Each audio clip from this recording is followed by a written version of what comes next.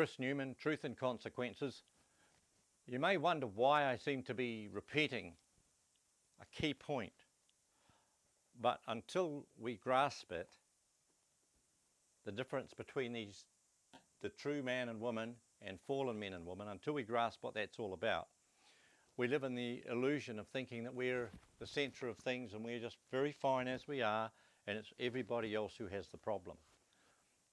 It's easy to do that, to blame others, to attribute all my personal problems to somebody else, or to find the system is wrong and we're all good. To make this distorted impression of reality. And that is commonplace. In fact, that is normal. So therefore, the divided and separated world of deceit, conflict and confusion is what is called the tree of the knowledge, good and evil, because a tree symbolizes a human being. On the other hand, the tree of life is the true man, true woman who lives in the ideal world under God's jurisdiction.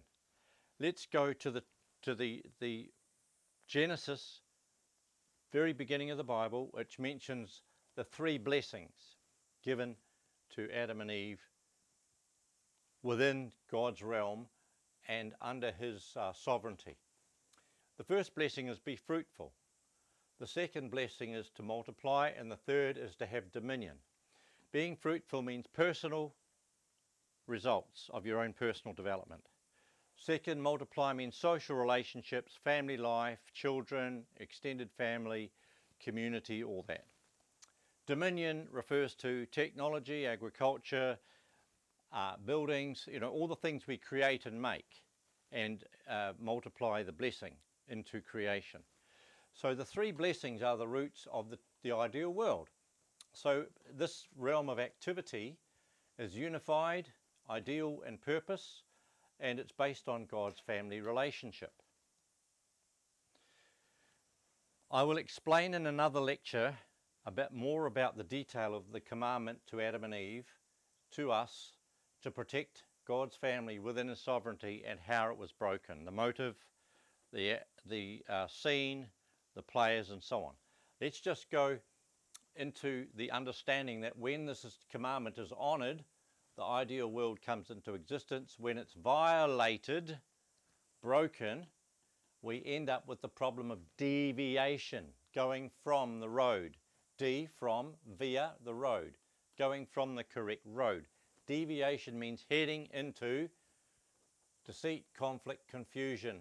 So instead of the first blessing of being fruitful, we've got personal problems. People are plagued with personal problems, insecurity, fear, doubt, anxiety, a whole range of ghastly worries which eat at you.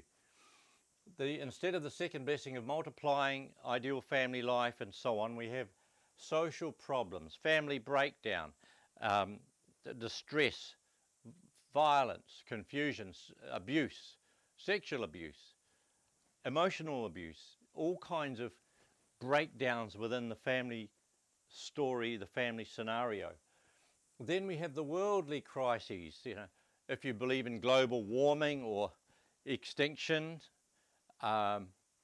pollution, microplastics are turning up in our bodies, wars, human-induced famines. There's a whole range of worldly crises which press down on us.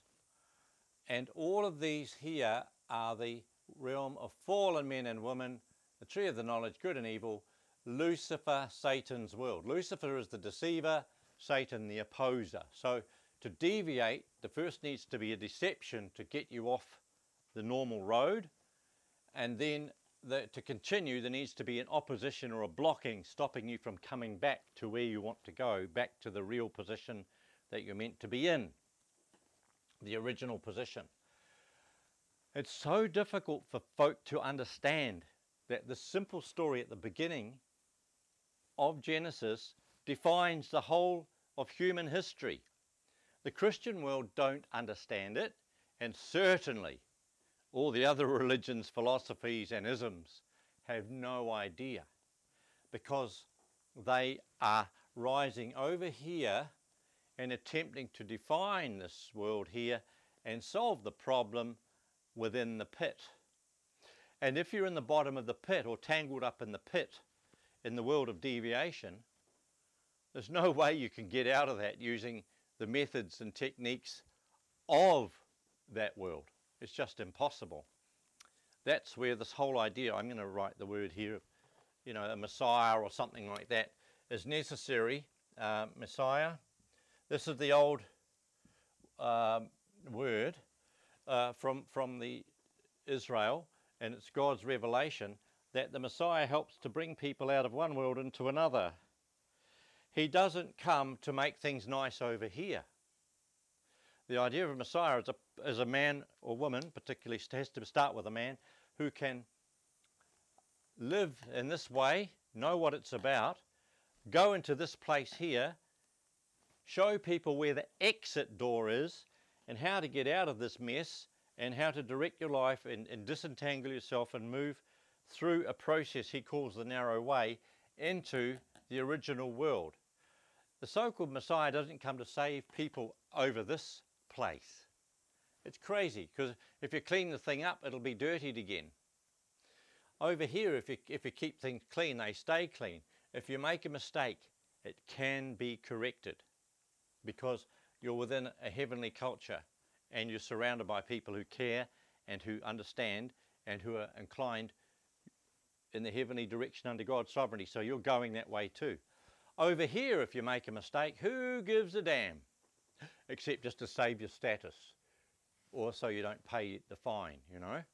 I'm talking about a mistake. A crime is a different matter. Crimes over here are just a kind of par for the course. We expect it, and we never talk about criminals. If you notice that, it's always about crime, never about criminals.